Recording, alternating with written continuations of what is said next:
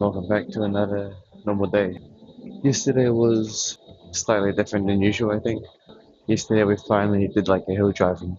I haven't hill driven in like months, so yesterday was a tiny bit special, but nonetheless pretty normal. I mean, yeah, we spent like an hour driving around the hill. Not really a big deal. Didn't crash because I'm too good. Not joking. It's the same as Forza Horizon. I played two of them. I did the real life driving in the Forza Horizon. I would still give it to Forza Horizon because you can go fast. Nah, simulator's just better, I think. The difference is that in real life, I'm still limited to speed, traffic. There were no police there, but you know, actually, I know what I'm saying. All I know is that yesterday, yeah, we went driving. That's it. We did really good in Slime Rancher too. So today, if I have a chance, another Slime Rancher stream, we'll definitely hit the good scale part. Yesterday, we finally broke like 10k plus, so pretty good. So extremely lots of money. Yeah, it's pretty good. We kind of just need Prisma cores now, and that's about it. Yeah, we need craft nullifier and Prisma cores for Slime Rancher 2, and that's about. We're nearly done with the story, I think. We're very close to finishing it. We did not sleep early today, so I think today's plan is actually to finish this, eat food, dips, and Alpha Regime. Today's editing should be very easy because yesterday's story video wasn't even a story. There was nothing. I actually might just shower and sleep for a bit. Maybe. I'll see. By the way, the Xbox has got Star Wars Squadron and House Flipper and a few more beta things. But Slam Rancher 2 is obviously taking up our main priority right now. For a good reason, it's good. I am surprised that this place is actually clean for once again. No additional wipe required. But there's actually nothing to talk about right now. Wait, they're still biking 66 kilometers? What? There's a bike. What's it called again? It's a Tour de France. That's happening on the. There's the women's one. Golden half an hour today is good. It's under 5. I think there was a party today because when I was driving here, crap ton of like Uber cars and university students just roaming the streets. Yeah, so some kind of party again or something. But I mean, if I think about it, most of the time in this place, I never see anyone younger or yeah, like that ecosystem just doesn't come during this time. None of them come here. Maybe occasionally a few of them sometimes, but never like locals. There's actually nothing to say, so I'm just gonna shut up and see if there's like a story video we could do today.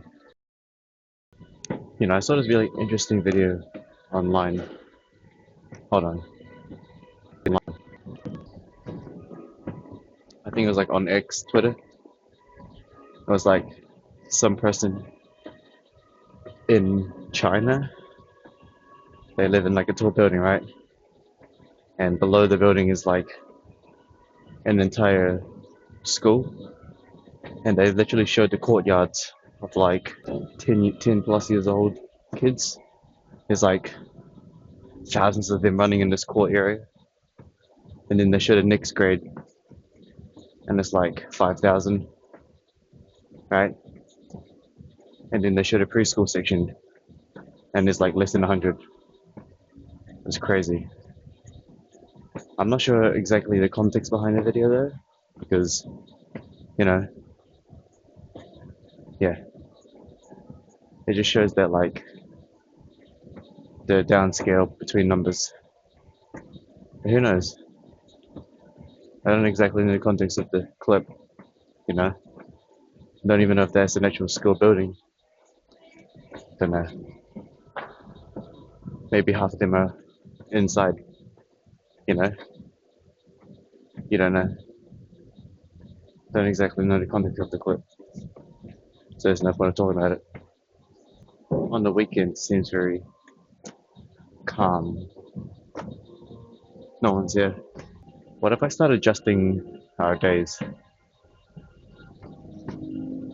I feel like it's a waste if I always, you know, I feel like it's a waste if I'm constantly using up Saturday and Sundays almost near perfect golden hours just because Iron Body isn't on the day. Imagine if I start swapping it. Hmm, you know what? I might actually start beginning to do that purely to take advantage of Saturday and Sundays seeming to have like almost near perfect golden hours half the time. Yeah, actually, I don't know. I don't actually because sometimes the weekends actually got more people early. I don't know. But what days would I sacrifice? I think leg day, Tuesday leg days are definitely the the ones that have the worst half golden hours. So legs would definitely be one to swap, and yeah, it's usually only legs that I'd swap. So Tuesdays. Oh wait, yeah. I was gonna say we could start exploring other domestic gyms again. I'll see. But the thing about the other gyms is that their stair machines are shit. Like the domestic gym, it's got no good stairs, nor does it have good hip thrust machines. And it's also got less cables as well. And there's probably more people there. Not probably, there will be. Hmm. I'll see about it. Could always change it up. Maybe start taking advantage of Saturday and Sundays times and swap it out for like a normal day. I don't know. The reason I keep saying I don't know is because I don't know if Golden Half an Hour even exists on Saturday and Sunday. It might even be busier. I wouldn't know. I don't stick around to find out. I always thought because if it's the weekend, more people would come because they don't have any like obligations for the rest of the day or something. I'll figure it out. You know, it's enough. Let's just go to like a story video already. Yeah, I don't know. I have a feeling that weekend's actually not perfect golden hour. I just don't know. I just have a suspicion it's not. Because, yeah, I don't know. I don't know. But, you know, I'll see. Alright, that's it. See you guys in the story video.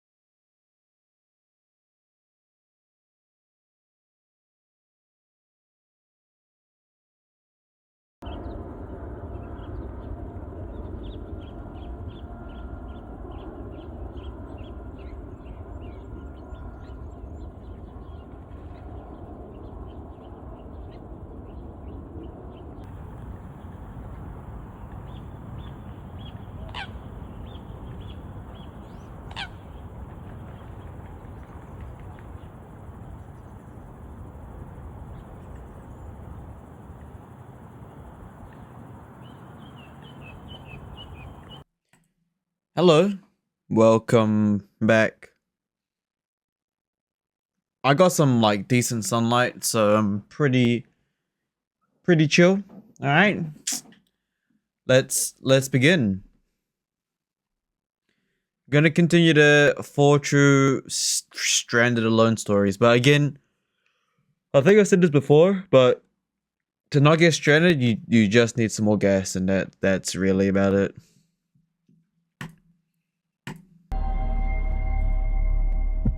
Let us begin. By Michael. This experience is something that still affects me today, even though this happened years ago. My eventual wife Jackie and I went hiking. I would say we were slightly more than casual hikers. We like to challenge ourselves just a little bit. Nothing crazy like Mount Everest, but we did like to hit the mountains here in the US. Being alone in the woods at night is like heaven for me. I know the thought of that could be scary for some, but not us. Just the sounds of the forest and surrounding nature are beyond therapeutic. When life would get too stressful, we would disappear into the woods for a while, and it was like the stress would just wash away. The bliss we felt from being in the woods would eventually go away forever. The hike started like all our other hikes. We figured out the path we wanted to take, where we planned on camping, and where to avoid the dangerous obstacles. Jackie was good at that planning stuff. A few hours into the hike, Jackie stopped, put her hand up to alert me, asked me if I heard what she just heard. At first, I didn't. I asked her if maybe she heard an animal, but she said it sounded different. Then I heard it. It was faint, but it sounded like a person screaming. We tried following the screams, and for a little bit, we were getting closer. The screams still give me nightmares. I'm still struggling to write this now. It wasn't just someone shouting. It was someone pleading for help, begging for it. While we were trying to find the source of the scream, Jackie was trying to get a signal to call the authorities. Being in the middle of the woods isn't exactly prime cell service. Each scream made my skin crawl. It wasn't like the screaming you hear in the movies. This felt so much more real and guttural. You could almost feel the pain in each scream and cry. Yo, okay, if someone's screaming that badly, what are you gonna do when you get there? You should maybe go try to get some signal first. Because, like, if you're walking, you know, maybe it's better to walk away from the screams and get some service to call the police. Because the further you walk towards a scream, the worse the signal you're gonna get. And, you know, they're screaming for a reason. And, you know, I mean, you're probably better off just walking and getting some signal, and you're gonna be the next victims. Yeah. Probably run and get some signal instead. It is what it is, but yeah. If you don't have signal right now, where you stand and you hear the screams, don't walk. Why would you walk further away? Why would you walk closer to the screams and further away from the signal? Now you're gonna be the next victim. I was yelling back, but the person screaming just kept yelling for help. We tried yelling for this person to give us any sign of where he could be, because we felt like we were walking in circles. Where he could be. But the person continued to just scream and cry. It was like they weren't even acknowledging us. I told Jackie to run out of the forest and go get help, and I would continue looking for this person. The screaming continued for a while, and I never became numb or used to it. Each and every scream made me want to scream. Just as suddenly as the scream started, they completely stopped. Now I started to scream like an insane person. I was trying to get this person to give me a sign that they were still alive, but there were no more screams other than my voice echoing. I kept exploring the area, and I finally found a backpack that was partially hanging from a tree branch. I don't know for sure if it belonged to the person screaming, but I was definitely somewhat in the area of the source of the screams. I looked inside the bag, and all that was inside was a cell phone charger, a cheap pocket knife, and a generic thank you card that was just signed with "Love Mom" in cursive handwriting. What? I started to shout for any signs of life, but nothing answered. That's random. I looked around the area where I found the backpack, but I didn't find any signs of life, a struggle, or anything. It was like this bag just fell from the sky. I continued to shout, but nothing shouted back. Eventually, Jackie came back and some law enforcement was with her. We told them everything that happened, and they looked like they took everything seriously. We left our hike and went home that night because we were clearly rattled from everything that happened. The worst part of all of this is that nothing came from it. The person screaming has never been identified. There were no new missing person reports in the area. They even tried matching the handwriting with that of mothers of other existing missing persons, and there was no match. This is a strange and unexplained mystery, and all these years later, it still bothers me. We don't even hike much anymore because every time we're in the woods, I can't help but be reminded of how horrible those screams were. They cut deeper than any wound I've ever personally. Alright, that's very easy to explain that situation there. Okay? You heard a person screaming, you let the authorities know, you go home. The authorities will not tell you if they found something or not. They'll probably be like, oh, nah, we couldn't find anything. But, you know, probably was someone, but they're not going to tell the storyteller, right? They're not going to say, oh, this actually happened. Nah, it's going to be like, it's going to be kept confidential if it's some person that they need to get rid of, or might have not even been human or some kind of experiment. And even the police won't know, or they'll just say it didn't find anything, but then someone within the police force will let another agency know and the agency will go deal with it. So it's not unexplained. It's just privated for the general public. So yeah, general public wise, they never found it. There's no missing person report. Police station wise, yep, missing persons report, but then some other agency that got hands on the scenario probably went to deal with it. It is what it is. That's just how those stuff work. Because the police aren't going to tell you if they find anything or not. So, yeah. Had. I just hope one day this mystery is solved, and that whoever was screaming for help got the help that they were so desperately Nah, they got found by someone else. Calling for. That's just it is what it is thing. That's just how the world works. Back when I graduated high school, my girlfriend at the time, Tanya, and I spent the summer taking a bunch of road trips. We were both going away for college in the fall, so we decided to make the most of that summer and see as much as we could. We visited the usual road trip tourist traps, but we tried to sprinkle in some of our own ideas as well. Halfway through the summer, we were bored with the normal sightseeing. It was cool and all, but we wanted this last trip to be epic. Tanya started to look up places that were allegedly haunted since we were both big horror fans. She looked at places that offered tours and places that were technically private property. We didn't see any ghosts, but it was cool to visit a lot of these places.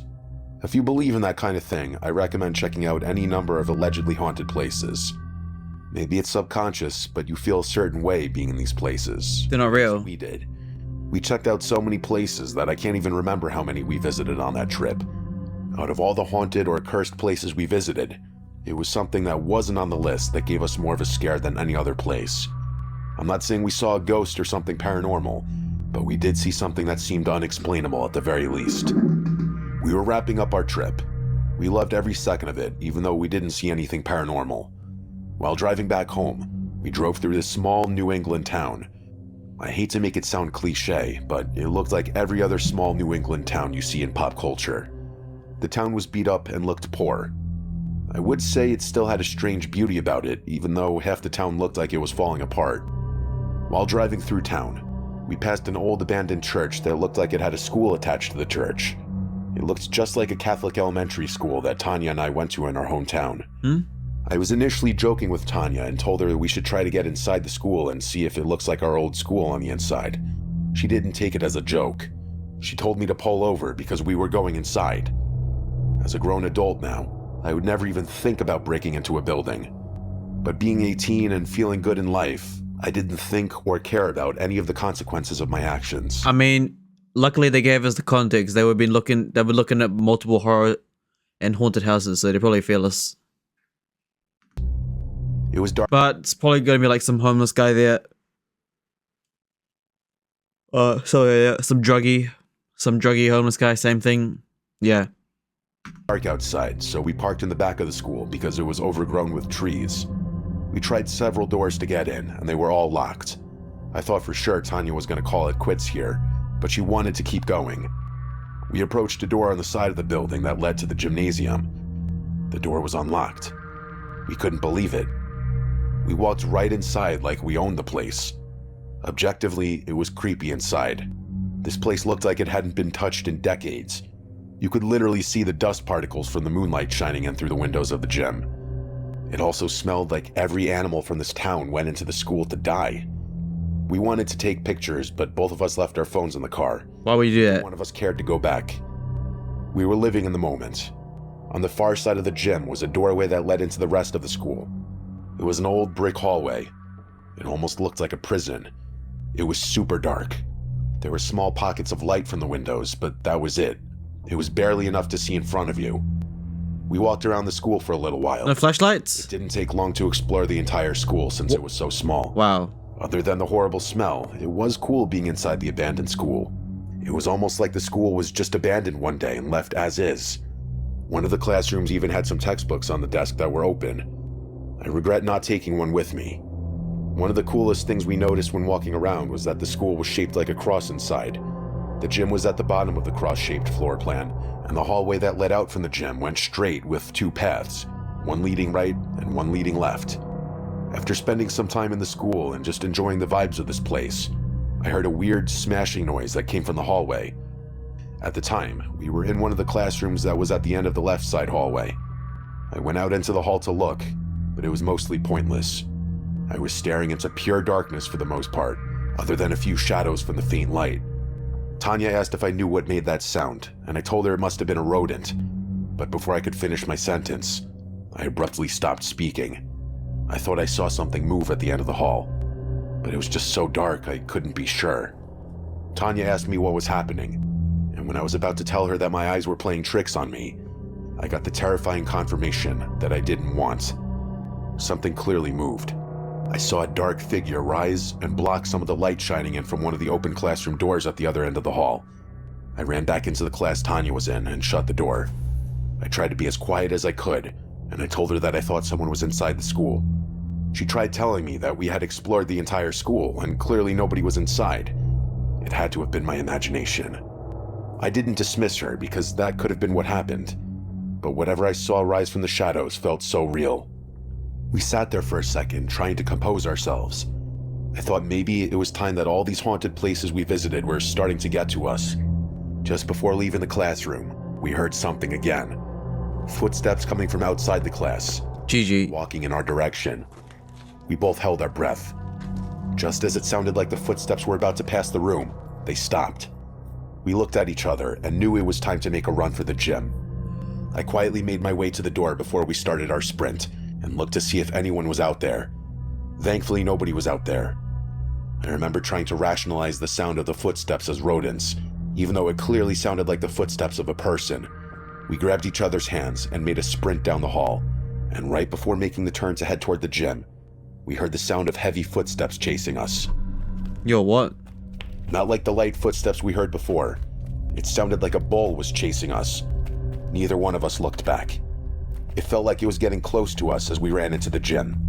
When we finally turned around, nothing was there. We could feel and hear something or someone big chasing us, and now nothing was there. It didn't make any sense. We didn't want to find out what happened either, so we made our way to the gym door we came in through. We couldn't get out. I thought maybe the door was sticking, so I started to push and pull the door as hard as I could, but it wasn't budging. We literally walked right inside this unlocked door not long ago, and now all of a sudden the door was locked. How? None of this was making sense. Since whatever was chasing us was not chasing us anymore for some reason, we tried to logically think of a solution. We were semi-stranded in this old school. Break it down. It's not like it was a fortress. Even if every door to the outside was locked, we could easily break a window and get out if we needed to. We tried the gym door a few more times, and when that didn't work out, we decided that we were going to run to the first classroom we could make it to and jump out of the window. We sprinted through the gym and into the hall. As we ran about 30 feet to the first classroom on the left, we heard whatever it was before chasing us again. I tried to look, but I didn't see anything. I just heard it. Whatever was chasing us stopped abruptly. I tried looking through the window on the classroom door, and I still didn't see anything except for a large shadow that was cast on the wall across the hall.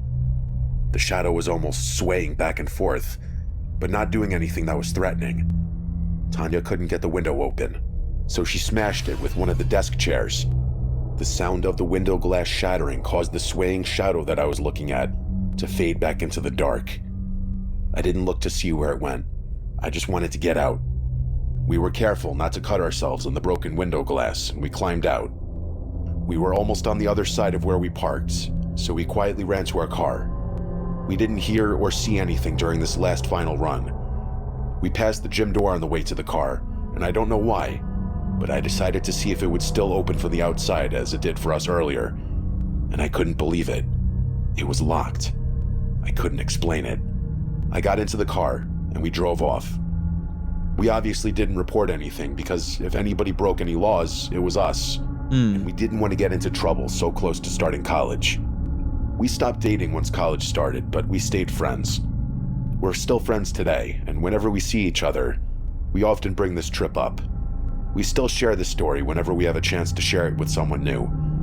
I'm sure there could be some rational explanation for what happened, but just being trapped in that school and witnessing what we heard and saw gives me a lot of pause. The easy explanation was that some person was living in the old school, but that doesn't quite add up to me. Some people might think the story's exaggerated, and you're honestly entitled to your opinion. But we know what we witnessed, and I know I'll never forget my experience being trapped in that old school. Okay, interesting. I don't know what you'll do about that, honestly. I mean, you kind of went to a whole bunch of haunted houses and things, so obviously you're in the thrill for such things, and you went into the building yourself. You scanned it, no flashlight, no phone. You hear footsteps, but you didn't see anyone. Sounds like a really small school. Shadows, but she probably tripping. Now, when it comes to the door being unlocked and locked,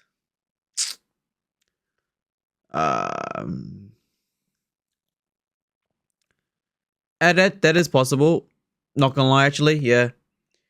The door's unlocked when you open it, and then when it closes, it locks itself, and then now it's locked forever.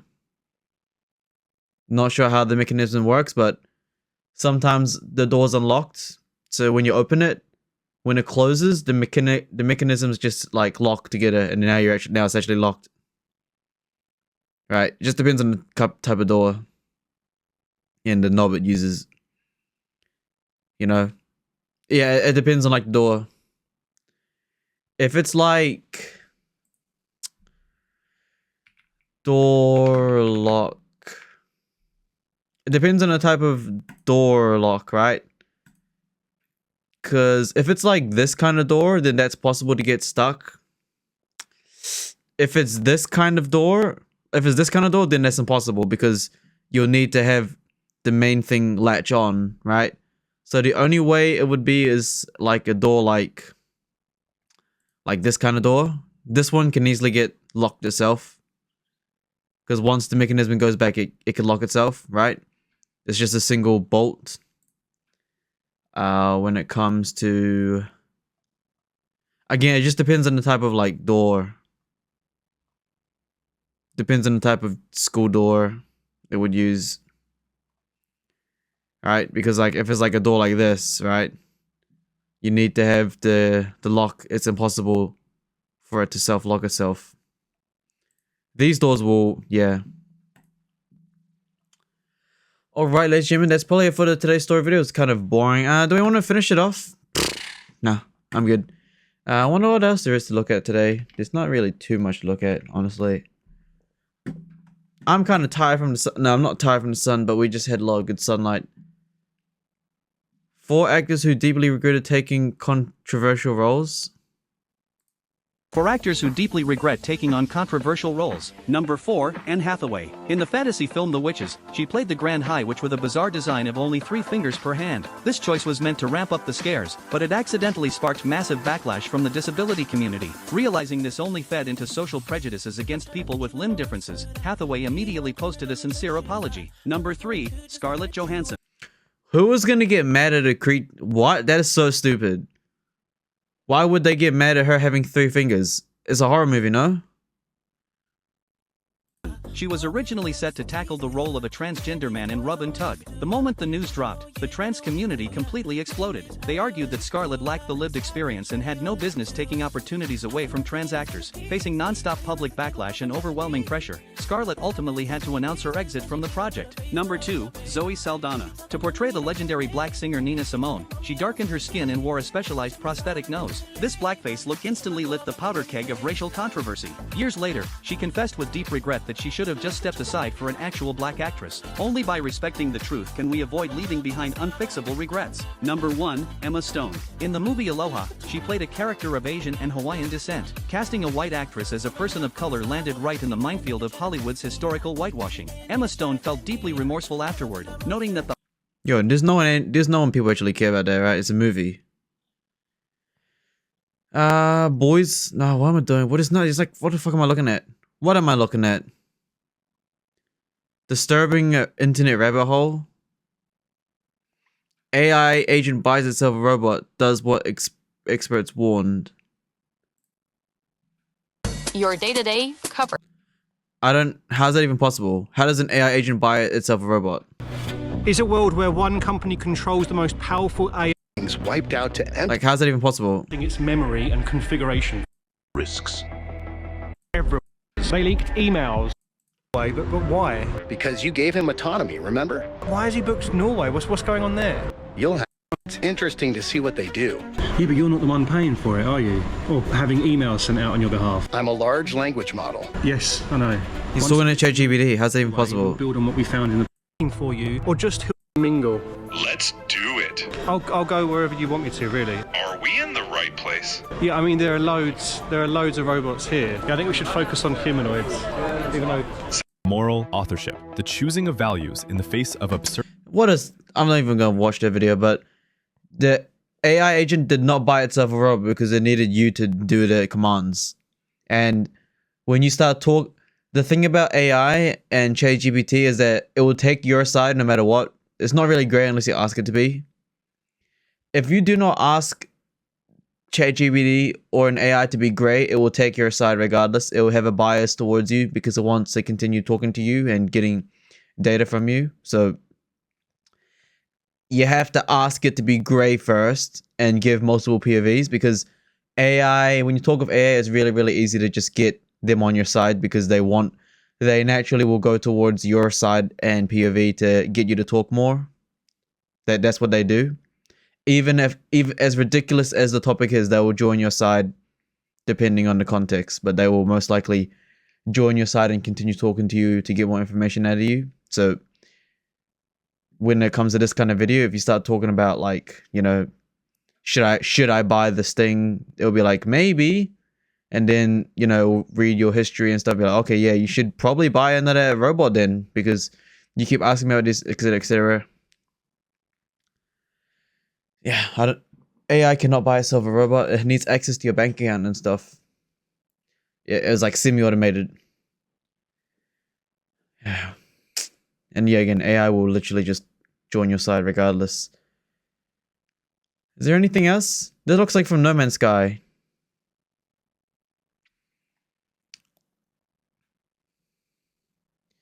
"10 things AI said that scientists still can't explain."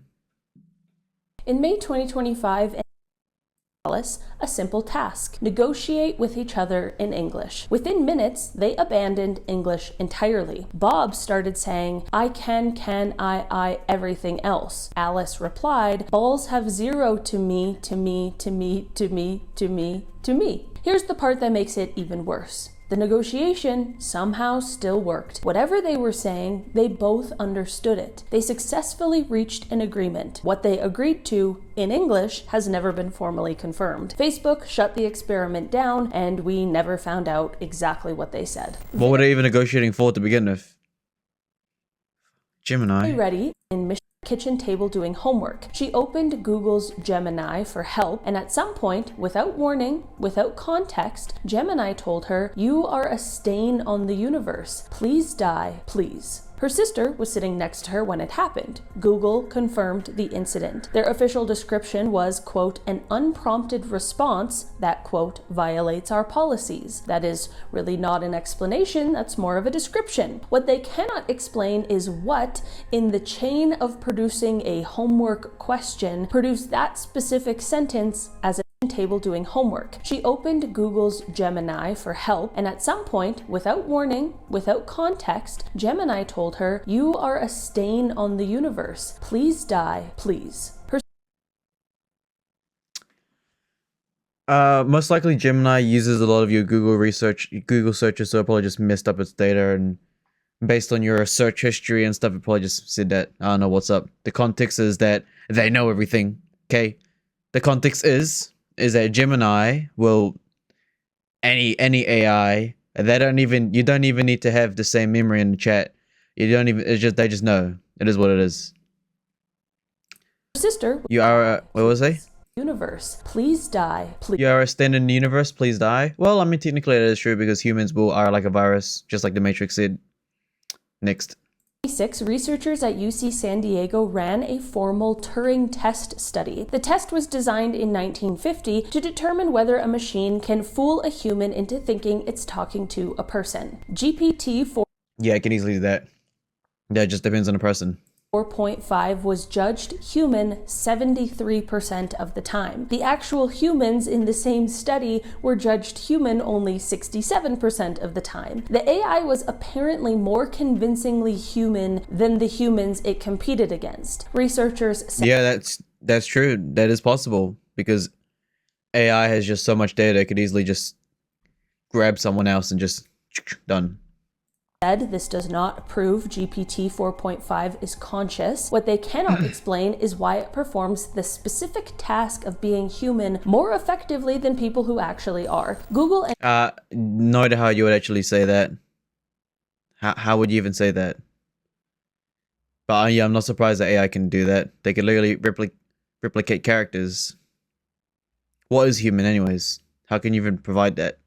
If you're talking about like, yeah, it just depends, right? And it also depends on the people they were testing. Because they can adjust their charisma, they can adjust their emotions based on, yeah.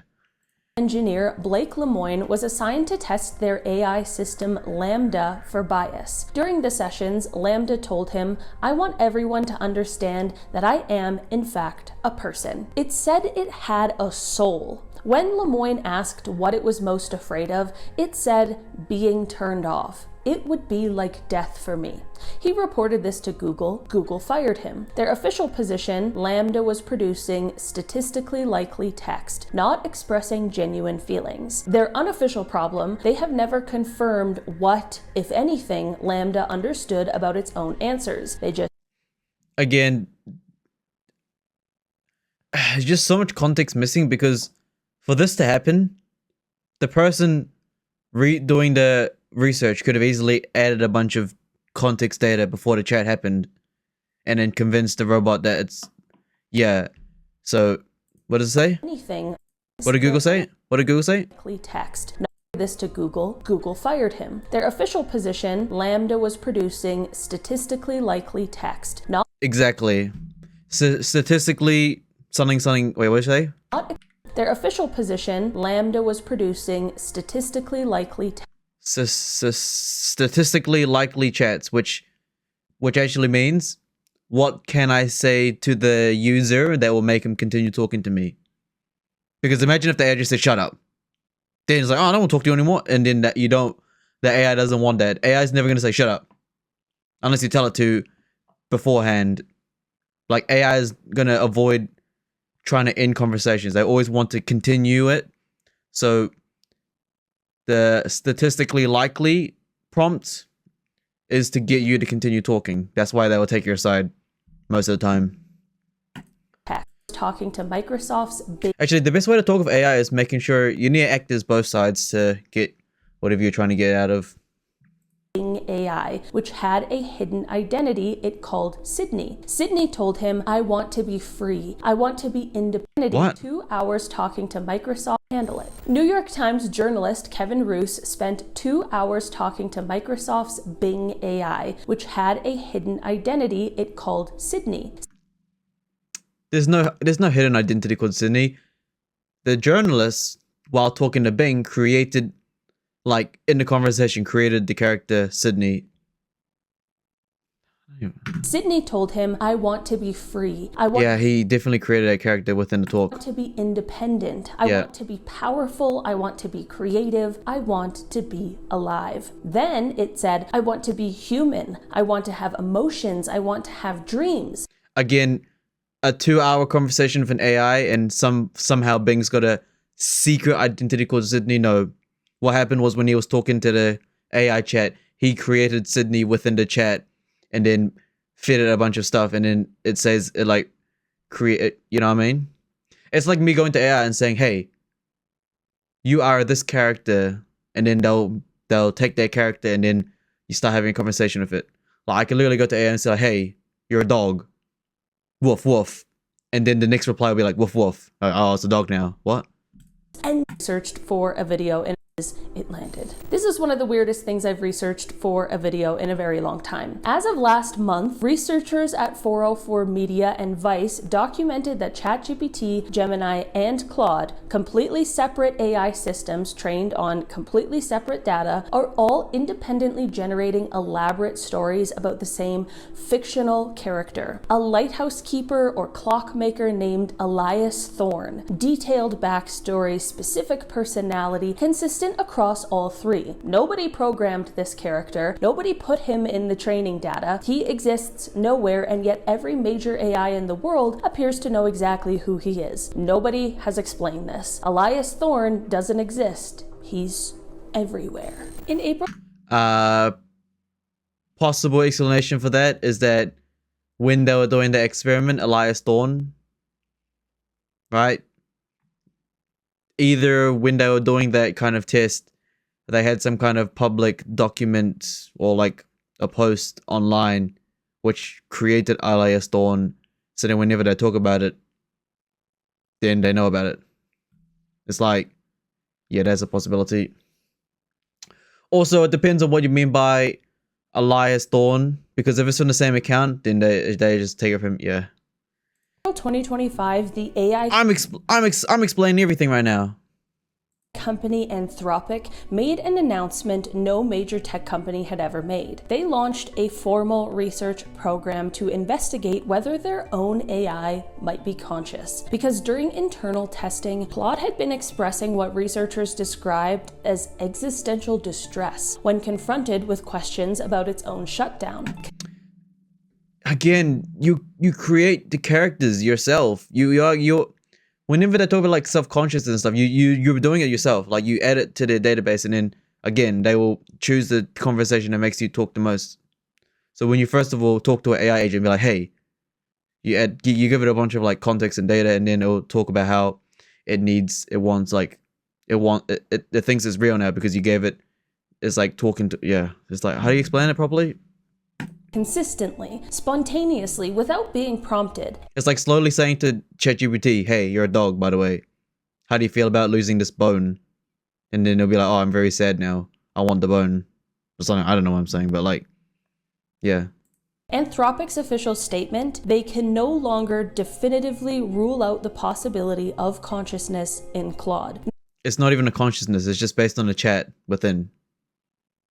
These researchers are literally just people using the chat and then using their own discoveries to, yeah, that is just 2 weeks ago, I guess, apparently. This one happened just 2 weeks ago as of filming this video, and it kind of piggybacks off the last one. Anthropic has also formed a dedicated team of AI psychiatrists. Not psychiatrists for the humans using their AI, psychiatrists specifically to study Claude's inner mental states and publish formal assessments of what is going on inside it. That is the job. That is currently a real job that real people are being paid to do in an office right now. Welcome to 2026, I guess. A team of psychiatrists sitting across from a computer asking how it's feeling and writing. There's no, they've been fumbled. It's not psychiatrists. They're just getting mandatory data from you. They're not, there's not, they say you're a psychiatrist to the AI, but what's actually happening is they're just farming your, like, the employees' data.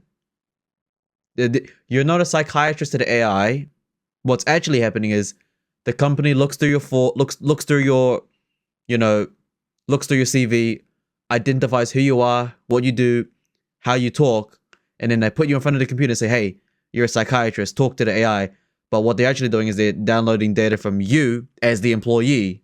So the employee thinks that it's a psychiatrist, but what's actually happening is the company itself is taking the employee's data and, reading, like, making the employee think it's trying to help the AI. But what the company is actually doing is trying to see the differences between each employee and their, their life, and then collecting the data from the employees and improving the system.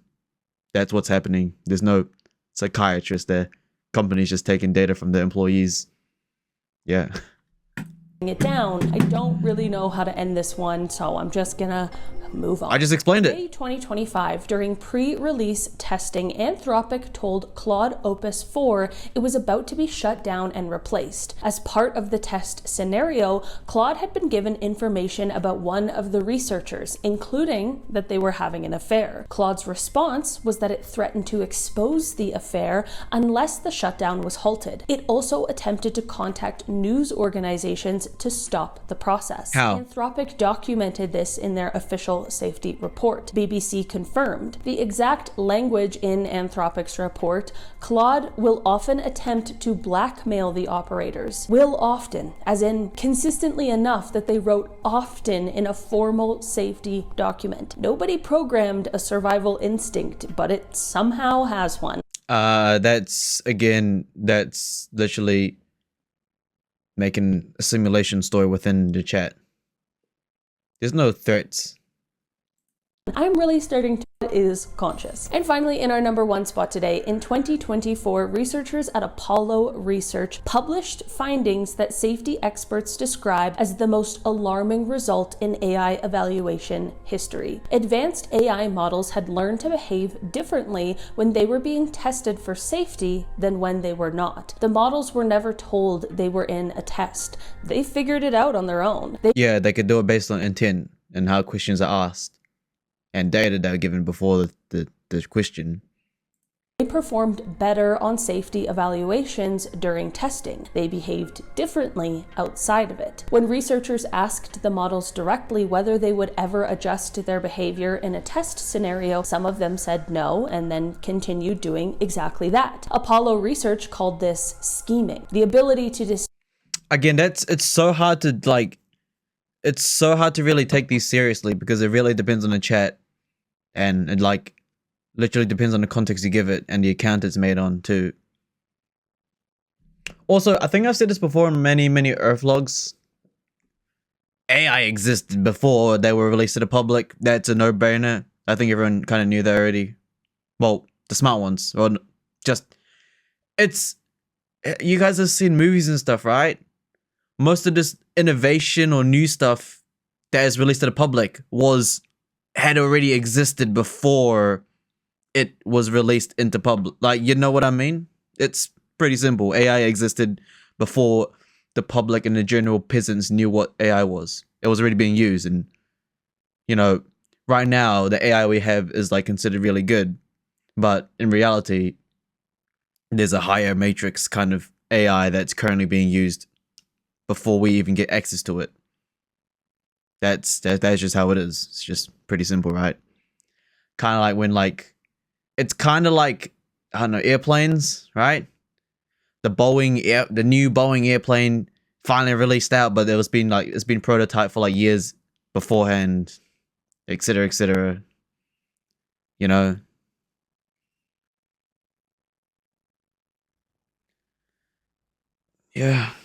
I mean, AI, it's just the matrix, right?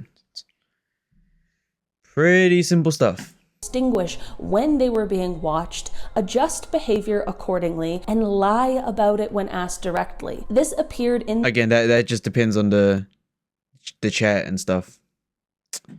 What do you mean you can't explain? It's so easy to explain. Also, it really just literally depends on, like, what's this? Moments on TV that scientists can't explain. I'll explain it. I am the scientist. This footage was taken in downtown Milwaukee in 2018 during a live broadcast. The news anchors had no idea what they were looking at. Fireworks? Aliens? They joked. It's very strange. This doesn't even look like your typical UAP footage. These things aren't moving in any sort of recognizable pattern. They're just floating in every which direction. They almost look like ghosts zipping through the air than any artificial object. And there are so many of them. It's really cool, but if I saw this in person, I'd be pretty unsettled. What do you all think of this one? If someone could enlighten me as to what this could be, flies, bugs, please share your thoughts down below. This next one comes from a 2017 episode. Bugs. Most likely bugs. Most likely bugs from as a one POV angle. Where's the other POVs? Episode of the British talk show This Morning, featuring a couple and their possessed doll. The chair it sat on started to rock on its own several times throughout the interview. That chair's beginning to rock. Look at that. Who's doing that? Stop it. The owner said that she and her husband had been walking by an antique store when they must have been the wind. Spotted a few old-looking dolls. The couple decided to buy a few of them because they were cheap and figured they might be able to flip them for more. Well, as soon as the dolls came home with them, strange things started to happen. They had one doll, the one they brought to the TV studio, sitting on the dresser in their room. Well, one morning the husband got up, hopped in the shower, and then suddenly felt this burning sensation on his leg. And I looked down and there was a lot of scratches all over my knee. They put the doll in their shed inside a plastic bin. Well, a couple days later, the wife went in and opened the bin, only to find that somehow the doll's necklace had been removed, even though it had been wrapped. The couple is just trolling each other. Couple is just trolling each other. It ain't the doll. Someone missing or something. It's either the husband scratching his own leg and then blaming the doll, or it's the wife scratching his husband's leg and then, yeah. And it's either the husband that took the doll out the bin, or it's the wife that took the doll out the bin. There's no other explanation. One of them's lying, one of them's tripping. Done. Specifically, Francis ended up selling the doll. Did Pope Francis vanish into thin air on live TV? This was filmed back in April of 2020. The Pope showed up at the window above St. Peter's Square to bless people affected by the pandemic. Then he turned around and walked back inside, only before he was out of camera range, he suddenly just vanishes. You don't see him slowly disappear into the shadows. He's just there 1 second, then he's not. Editing. Don't know, edited. Where's the other POVs?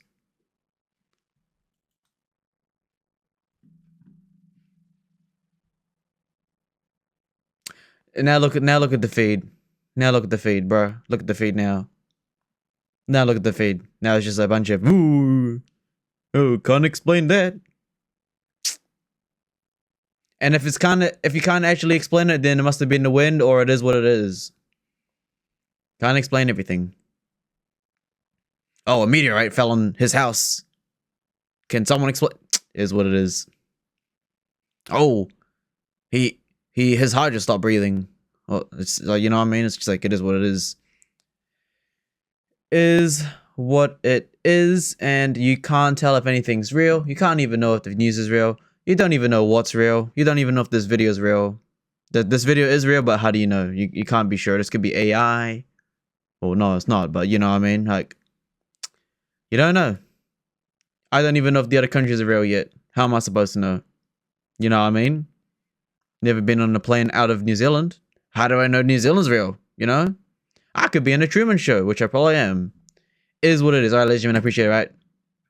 Till next time. Bye-bye.